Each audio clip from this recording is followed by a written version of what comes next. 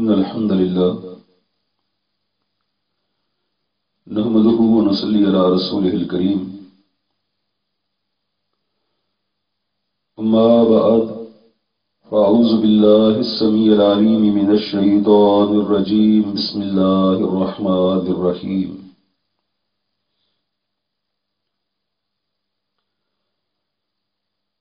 وعن مأكل بن يسار رضي الله عنه قال سیدنا مأکل بن یسار رضی اللہ عنہ سے روایت ہے، قال انہوں نے کہا سمعت رسول اللہ صلی اللہ علیہ وسلم، میں نے رسول اللہ صلی اللہ علیہ وسلم سے سنا یقول فرماتے ہوئے، میں نے رسول اللہ صلی اللہ علیہ وسلم کو فرماتے ہوئے سنا، ما من عبد، نہیں ہے کوئی بندہ، یسترعیہ اللہ رعیتا، جسے اللہ کسی رعایا کا حاکم بنائے، کسی رعیت کا حاکم بنا دے، والی بنا دے،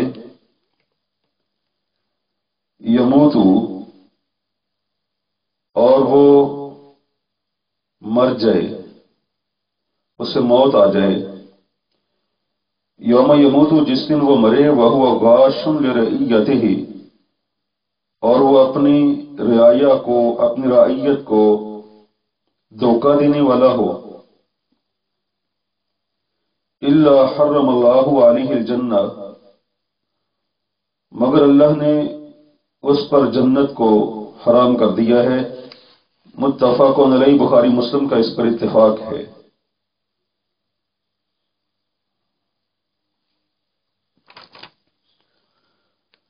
وعن مأکل بن یسار رضی اللہ عنہ قال، سیدنا مأکل بن یسار رضی اللہ عنہ سے روایت ہے، انہوں نے کہا سمعت رسول اللہ صلی اللہ علیہ وسلم یقول، میں نے رسول اللہ صلی اللہ علیہ وسلم کو فرماتے ہوئے سنا، ما من عبد، نہیں ہے کوئی بندہ، یسترعیہ اللہ رعیتا، جسے اللہ کسی رعیت کا حاکم بنائے، یموت، اور وہ فوت ہو، یوم یموت، جس دن وہ فوت ہو، وہو غاش، اور وہ دھوکہ دینے والا ہو، لرعیتہ، اپنی رعایا کو، الا حرم اللہ علیہ الجنہ، مگر اللہ نے اس پر جنت کو حرام کر دیا ہے۔ متفق علیہ، بخاری مسلم کا اس پر اتفاق ہے۔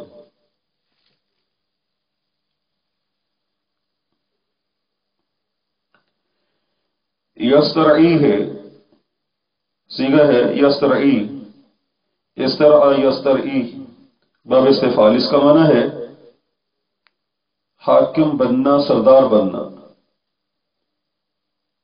اور رعیتاً یہ کہتے ہیں وہاں بسنے والے افراد جو اس کے متحد ہیں، اس کی رعایا، اس کی رعیت، غاشن دھوکہ دینے والا، خیانت کرنے والا۔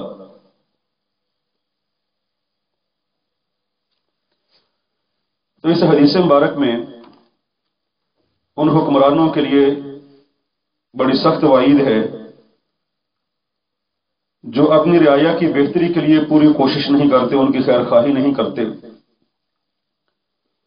اللہ رب العزت انہیں ایک بڑا منصب عطا کرتے ہیں، لیکن وہ ان سے خیر خواہی کرنے کی بجائے انہیں دھوکہ دیتے ہیں۔ جھوٹے وعدے کرنا اور بعد میں پورا نہ کرنا، یہ اپنے منصب کے ساتھ خیانت اور دھوکہ ہے۔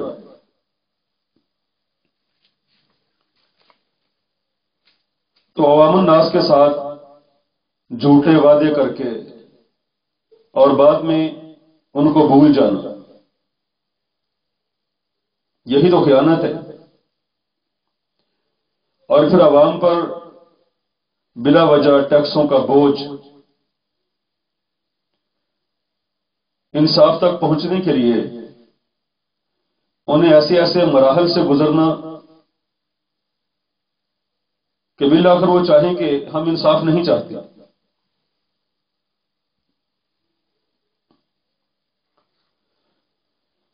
یعنی کسی بھی اعتبار سے عوام الناس کو تنگی کے اندر ڈالنا، مصیبت میں ڈالنا، اور پھر ان کی طرف نظر نہ کرنا،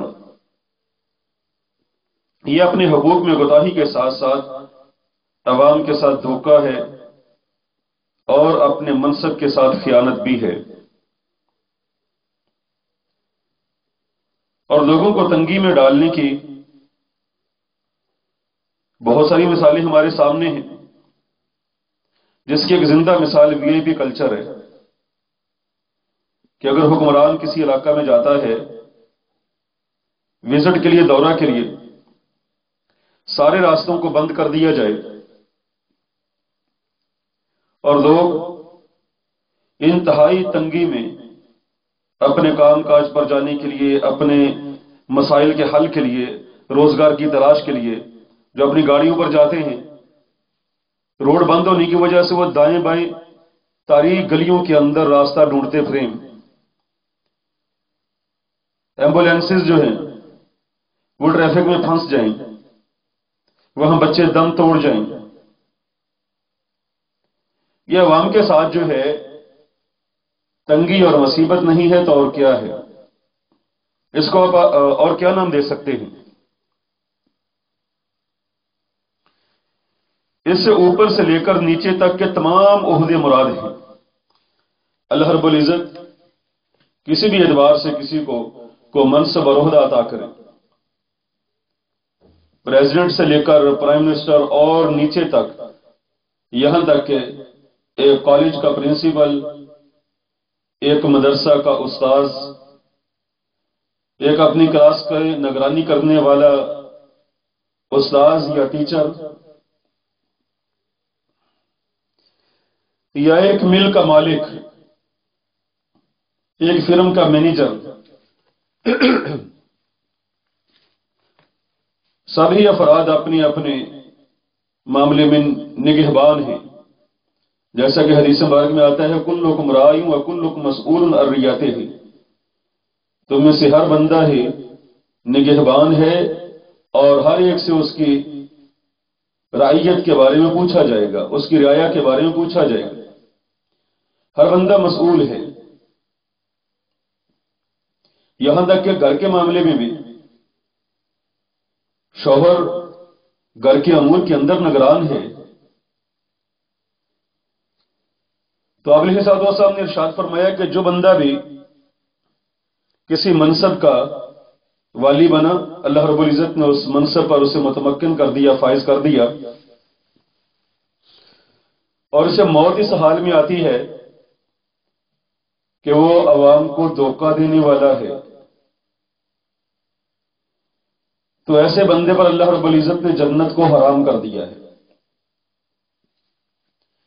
جنت حرام ہونے کا مطلب یہ ہے کہ جہنم میں جانے کے بغیر شروع میں ہی جنت میں داخل ہو جانا اس کے لیے حرام ہے. اس لیے کہ جنت قطعی طور پر حرام کی گئی ہے مشرک اور کافر کے لیے، اور اس کے علاوہ باقی جتنے بھی مجرمین ہیں وہ اپنے اپنے گناہوں کی سزا بھگتنے کے بعد جنت میں داخل ہو جائیں گے.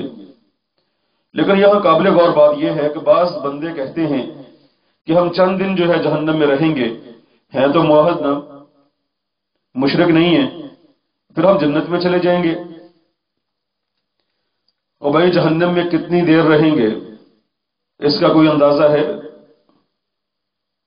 اس کا تو کوئی اندازہ نہیں. ایک حدیث مبارک میں آتا ہے ایک آدمی جس نے دنیا کے اندر کبھی کوئی مصیبت کو پریشانی نہیں اٹھائی تھی،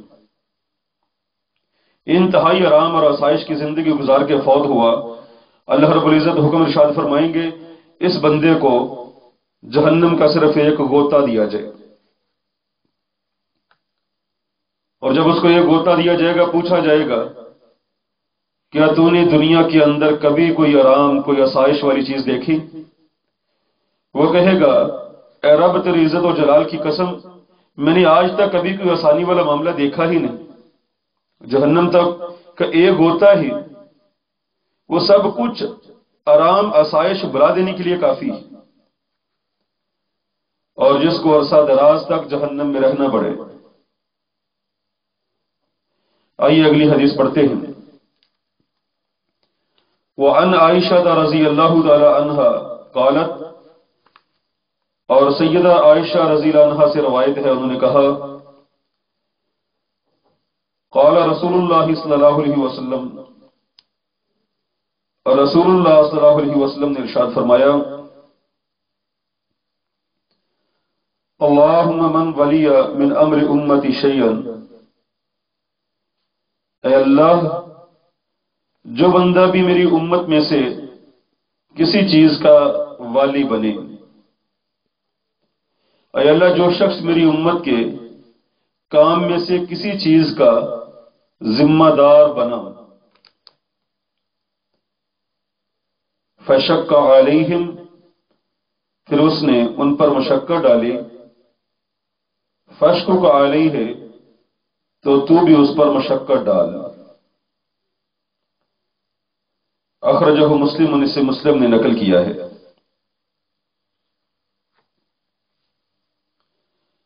وعن عائشہ رضی اللہ عنہ قالت، سیدہ عائشہ رضی اللہ عنہ سے روایت ہے، انہوں نے کہا قال رسول اللہ صلی اللہ علیہ وسلم، رسول اللہ صلی اللہ علیہ وسلم نے ارشاد فرمایا اللہم من ولی من امر امتی شیئا، اے اللہ من ولی جو بھی ذمہ دار بنا، من امر امتی میری امت کے امر میں سے، شیئن کسی چیز کا، اے اللہ جو شخص بھی میری امت کے کام میں سے کسی چیز کا ذمہ دار بنا، فشق علیہم، تو اس نے ان پر مشقت ڈالی، فشقق، پس تو بھی مشقت ڈال، علیہ اس پر۔ اخرجہ مسلم، اسے مسلم نے نقل کیا ہے۔ اور صحیح مسلم میں اس کے بعد یہ اضافہ بھی ہے کہ اللہم من ولی من امر امتی شیئا فشق علیہم فشقق علیہ، اس کے بعد ہے ومن ولی من امر امتی شیئا، اور جو شخص میری امت کے کام میں سے کسی چیز کا ذمہ دار بنا، فرفق بہم، اور اس نے ان پر نرمی کی، آسانی کی، فرفق بہی، تو بھی اس پر آسانی کر۔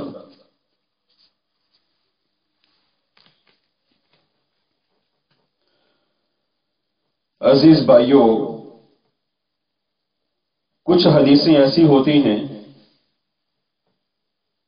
جن میں مصائب اور پریشانیوں سے نکلنے کے الہامی طریقے بتائے جاتے ہیں،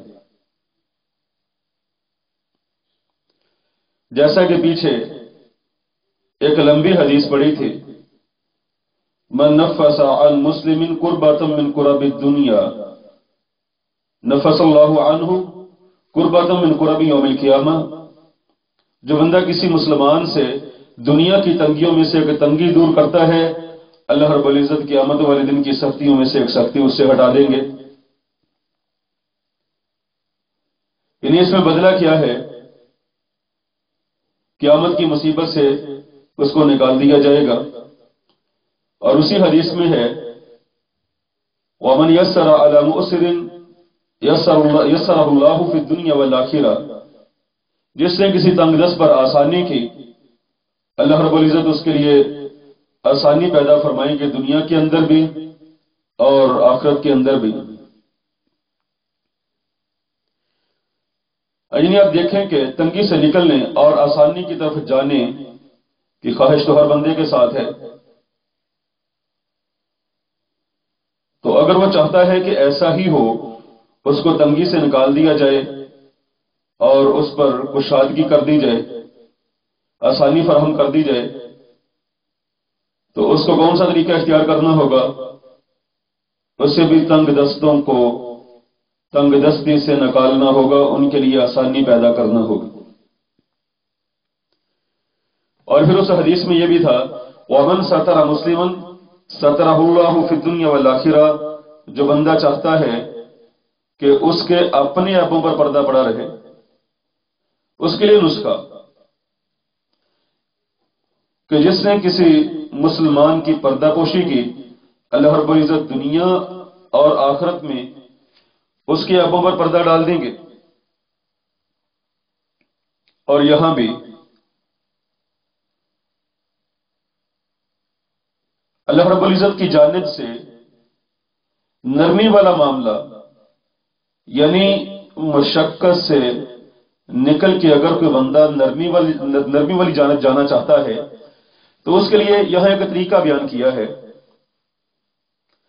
کہ اگر وہ اپنی رعایا پر سختی پیدا کرے گا، سختی ڈالے گا، تو اللہ رب العزت کی جانب سے اس پر بھی سختی ہے،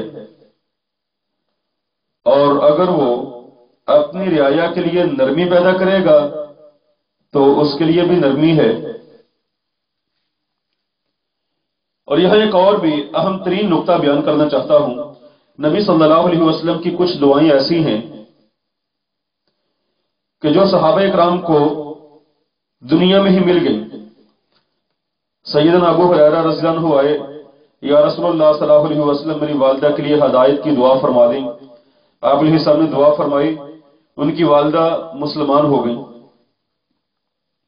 کسی نے بیماری کے لیے دعا کروائی، کسی نے اپنے کسی تنگی کے لیے، پریشانی کے لیے، اور کچھ دعائیں ایسی ہیں آپ علیہ السلام کی جو اب بھی چل رہی ہیں۔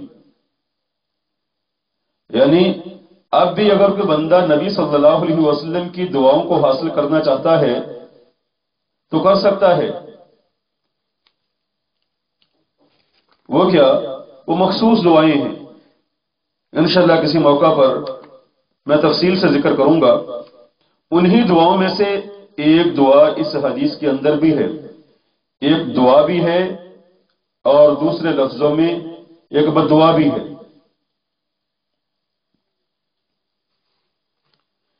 آپ صلی اللہ علیہ وسلم نے فرمایا، اے اللہ، جو بندہ بھی میری امت میں سے کسی چیز کا والی بنتا ہے، ذمہ دار بنتا ہے، اور وہ ان پر سختی ڈالتا ہے، آپ علیہ السلام نے فرمایا باری تعالیٰ تو بھی ان پر سختی ڈال۔ یہ سلسلہ اب بھی چلتا رہے گا اور چل رہا ہے۔ اور پھر فرمایا باری تعالیٰ میری امت میں سے جو بندہ بھی کسی کام کا والی بنتا ہے، ذمہ دار بنتا ہے، اور وہ اپنی رعایا پر، اپنے متحد افراد پر نرمی کرتا ہے، فرفق بہی، تو بھی اس پر نرمی کر۔ یہ دعائیں ہیں جو جاری و ساری ہیں اب بھی۔ آپ علیہ السلام نے باری تعالیٰ کی بارگاہ میں یہ ہمیشہ کے لیے دعا مانگنی ہے، اے اللہ جو بھی نرمی کرے گا، اب کرے، آئندہ زمانہ میں کرے، اس بندے کے لیے اللہ رب العزت اپنی طرف سے آسانی اور نرمی کا دروازہ کھول دینا۔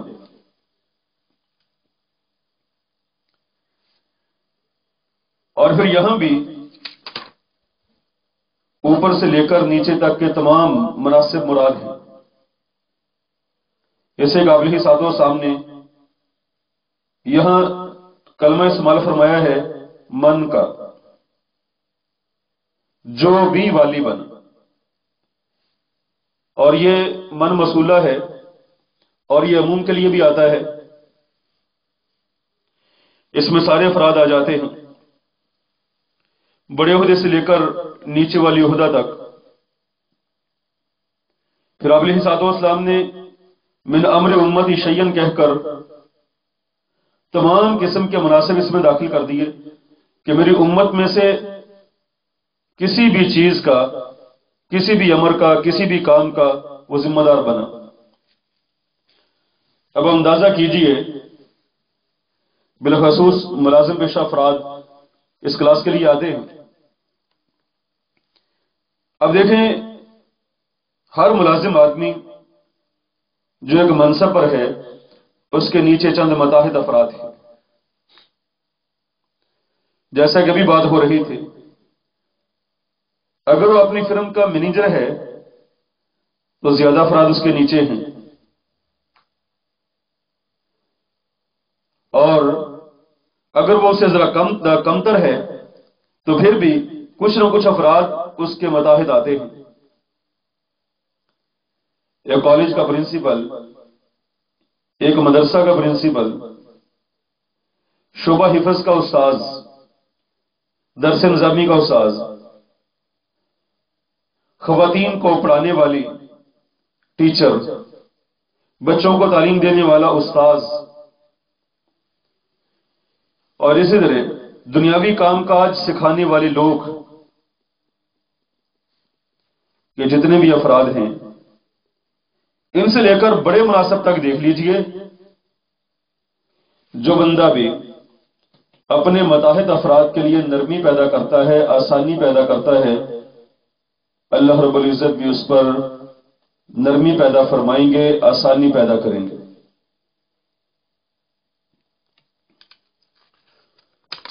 تو اس حدیث مبارک میں نبی صلی اللہ علیہ وسلم کی دعاؤں میں سے ایک دعا کا ذکر ہے، اور ہمیں ان دعاؤں کی طرف تیزی سے بڑھنا چاہیے، جیسا کہ اللہ فرماتے ہیں فاستبقوا الخیرات، نیکیوں کی طرف بڑھو۔ ان کاموں کی طرف رغبت ہونی چاہیے جن میں ہم نبی صلی اللہ علیہ وسلم کی دعائیں حاصل کر سکیں، ہم اللہ کا قرب پا سکیں، ہم گناہوں سے دور ہو سکیں، ہم جنت کے قریب ہو سکیں۔ آئیے اگلی حدیث۔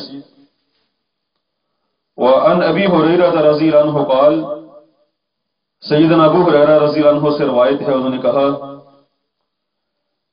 قال رسول اللہ صلی اللہ علیہ وسلم، رسول اللہ صلی اللہ علیہ وسلم نے ارشاد فرمایا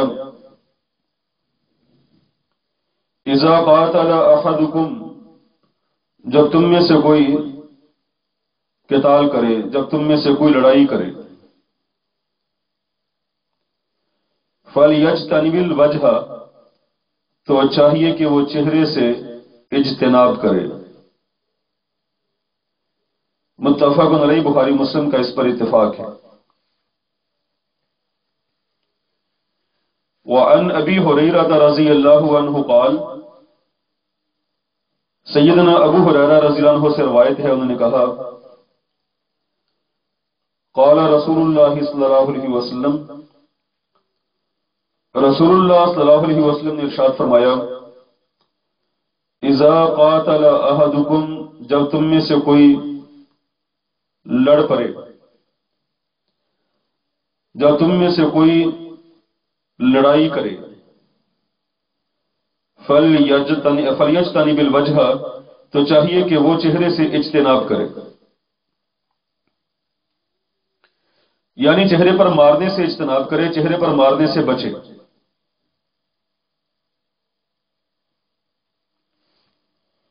تو اس حدیث مبارک سے پتہ چلتا ہے لڑائی کرنا تو ویسے ہی حرام ہے، جیسا کہ پیچھے ایک حدیث میں گزرا ہے سباب المسلم فسوق وقتالہ کفر، مسلمان کو گالی دینا فسق ہے، نافرمانی ہے، اور اس کے ساتھ لڑائی کرنا یہ کفریہ کام ہے۔ لیکن اگر کبھی لڑائی ہو ہی جائے کہ غصہ اور جذبات ہر انسان کے ساتھ ہیں، کبھی وہ مشتعل ہو جاتا ہے، تو آپ علیہ السلام نے ارشاد فرمایا اگر لڑائی ہو بھی جائے تو چہرے پر مارنے سے اجتناب کرو۔ ایک حدیث میں آتا ہے، یہ ادب المفرد کی روایت ہے، آپ نے ارشاد فرمایا اذا ضرب احدکم خادمہ، جب تم میں سے کوئی بندہ اپنے خادم کو مارے، فَلْيَجْتَنِبِ الْوَجْهَ، تو چاہیے کہ وہ چہرے سے بچے۔ صحیح مسلم کی ایک اور حدیث میں آتا ہے، آپ علیہ السلام نے فرمایا اذا قاتل احدکم اخاہ، جب تم میں سے کوئی بندہ اپنے بھائی سے لڑے، فلا یلتمن الوجہ، تو ہرگز وہ چہرے پر تمانچہ نہ مارے۔ تو خادم کا لفظ بولا اور اپنے بھائی کا لفظ بھی بولا۔ تو لڑائی کی نوعیت دو طرح کی ہو سکتی ہے، ایک تو ہے اپنے بالمقابل سے لڑائی، یا اپنے سے بڑے کے ساتھ لڑائی۔ غصے میں آ کے اگر دونوں افراد لڑتے ہیں، آپ علیہ السلام نے فرمایا کہ چہرے پر نہ ماریں، چہرے سے اجتناب کریں۔ اور جو لفظ بولا ہے کہ جب تم میں سے کوئی اپنے خادم کو مارے، خادم یہ متحد ہے، خادم کو مارا جاتا ہے ادب سکھانے کے لیے، اس کی تربیت کے لیے۔ وہ کوئی غلط کام کر گزرتا ہے تو اس کی تربیت کے لیے مالک اس کو مارتا ہے۔ تو یہ ہے تربیت کے لیے مارنا، جیسے اپنے شاگرد کو، اپنے طالب علم کو، یا اپنے بیٹے کو، بچے کو، اس کی تربیت کے لیے، اس کے غلط کام پر بعض دفعہ ڈانٹنے کے لیے اس کو مارا بھی جاتا ہے، ڈانٹ ڈپٹ بھی کی جاتی ہے۔ تو آپ علیہ السلام نے ارشاد فرمایا تب بھی تم چہرے پر نہ مارو، اور واضح الفاظ میں فرمایا فلا یلتمن الوجہ، چہرے پر ہرگز تمانچہ نہ مارو۔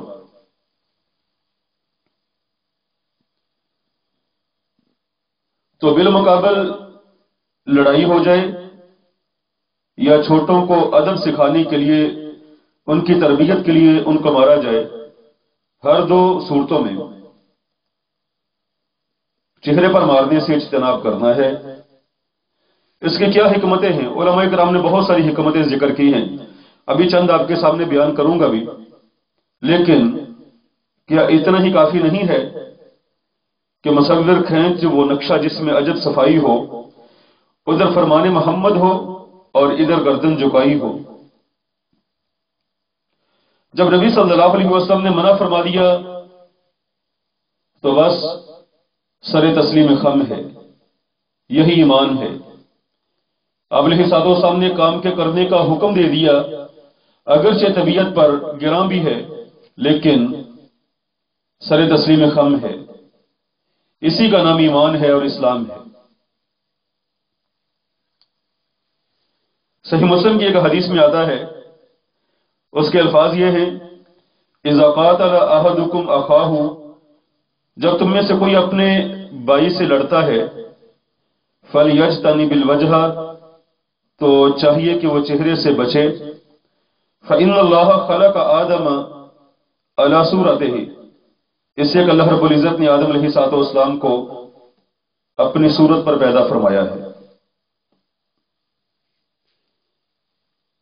اپنی صورت پر پیدا فرمایا ہے، اس کا کیا مطلب ہے؟ اللہ فرماتے ہیں قرآن حکیم میں لیس کمثلہ شیء وہو السمیع البصیر، اللہ کی مثل کوئی چیز نہیں ہے، اللہ جیسا کوئی نہیں، وہ سمیع و بصیر ہے۔ تو اللہ تعالیٰ نے آدم علیہ السلام کو اپنی صورت پر پیدا فرمایا۔ اللہ رب العزت کی صفات کے حوالہ سے، اللہ کی صفات بھی دو طرح کی ہیں، ایک صفت ذاتی اور ایک صفت فعلی۔ انشاءاللہ تفصیل بات کے اس بات میں آئے گی۔ صفت ذاتی جس میں اللہ کے چہرے کا ذکر ہے، اللہ کے ہاتھوں کا ذکر ہے وغیرہ ہوں، اور صفت فعلی وہ ہے جس میں اللہ کے محبت کرنے کا، اللہ کے دیکھنے کا، اللہ کے سننے کا ذکر ہے، یعنی افعال کا ذکر ہے۔ نہ اللہ کی صفات ذاتی جیسا کوئی اور نہ اللہ کی صفات فعلی جیسا کوئی ہے، بس لیس کمثلہ شیء، جیسا کوئی نہیں۔ ہاں، یہاں جو اللہ رب العزت نے ارشاد فرمایا ہے، نبی صلی اللہ علیہ وسلم کے فرمان میں جو یہ الفاظ موجود ہیں کہ اللہ تعالیٰ نے آدم علیہ السلام کو اپنی صورت پر پیدا فرمایا، تو صفات باری تعالیٰ میں سلف صالحین کا عقیدہ یہ ہے کہ صفات پر ایمان لے آنا، جیسا اللہ نے فرما دیا، جیسا آپ علیہ السلام کی احادیث میں آ گیا، اس کو مان لینا یہ ایمان ہے، اور اس کی تفصیل میں جانا، اس کی کنہ کے اندر جانا یہ گمراہی ہے۔ جیسے وسیع کرسیہ السماوات والارض، اللہ کی کرسی کا ذکر ہے، بس یہ مان لینا ایمان ہے کہ اللہ کی کرسی ہے، اور اس طرف جانا اس کی تحقیق میں اس کرسی کے 4 پائے ہیں، یا اس میں ہاتھ رکھنے کے لیے کوئی جگہ ہے، یا ٹیک لگانے کے لیے کوئی جگہ ہے، اس کے اندر جانا، اس کی کیفیت میں جانا یہ منع ہے۔ اس کیفیت میں جانے والا بندہ گمراہ ہو سکتا ہے۔